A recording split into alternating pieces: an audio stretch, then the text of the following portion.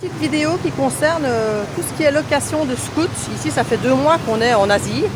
On a traversé l'Indonésie, la Malaisie, on est allé à Singapour et ici maintenant on est au Vietnam. Donc différents prix de location, différents trafics aussi évidemment.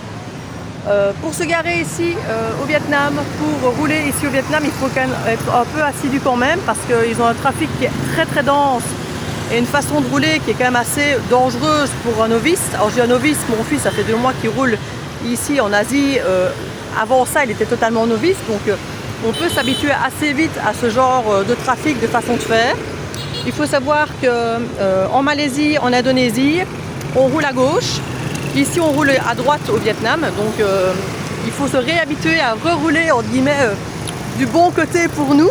Mais bon, mon fils est jeune, il n'a pas de voiture, donc de l'absolu il n'a pas, même s'il est habitué avec moi au volant, qu'on roule à droite.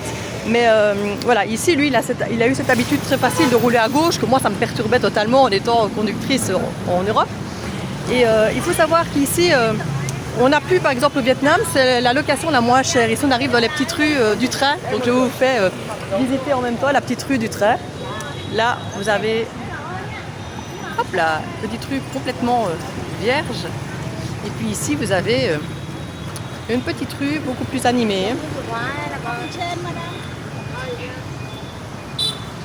Voilà, beaucoup plus animée, mais qui n'est pas comme celle que je vous ai déjà montrée, hein, celle avec tous les restaurants, toutes les boutiques.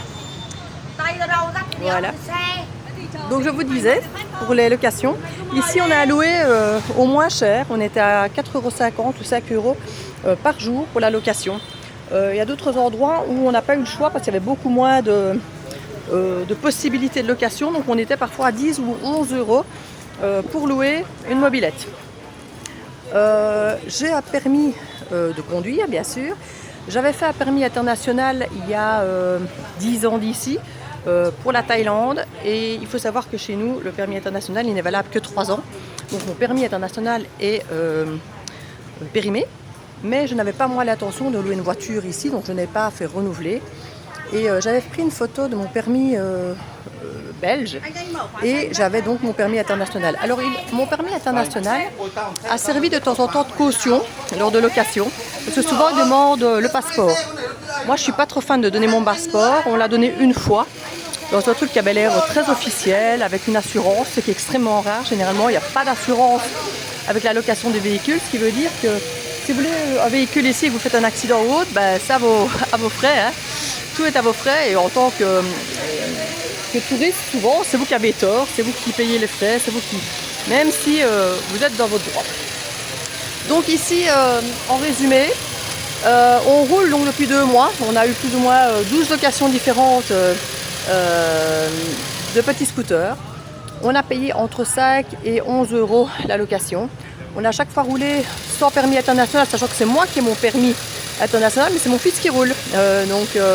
On n'a jamais été contrôlé. Maintenant, ça ne veut pas dire que ça ne peut pas arriver. On a toujours eu des casques avec la location, des raincoats, donc pour la pluie, toujours dans le siège. Et on nous demande souvent une caution financière qui est entre 60 et une centaine d'euros. Donc c'est pas grand chose quand on pense au montant que peut coûter une machine, parce qu'elles sont généralement toujours assez récentes, assez neuves. Pour ce qui est d'un plein, on est souvent autour de 2-3 € ici pour faire un plein d'essence, plus ou moins. Donc ça ne coûte pas très cher de pouvoir se déplacer en scoot. Franchement, c'est une grande liberté et on a vraiment eu grand plaisir de se déplacer ici en Asie avec nos scooters chaque fois. Donc tout ça pour vous dire que je ne vous dis pas de ne pas avoir de permis international, je ne vous dis pas de louer son permis, certainement pas. Mais c'est ce qu'on fait nous depuis effectivement 2 mois. Et on n'a eu aucun problème. Franchement, on n'a eu aucun problème, ni de contrôle, ni pour louer un véhicule, ni pour les cautions, sachant qu'on a pu faire souvent sans donner notre passeport. Donc franchement, c'est vraiment chouette. Donc n'hésitez pas à vous lancer dans l'aventure.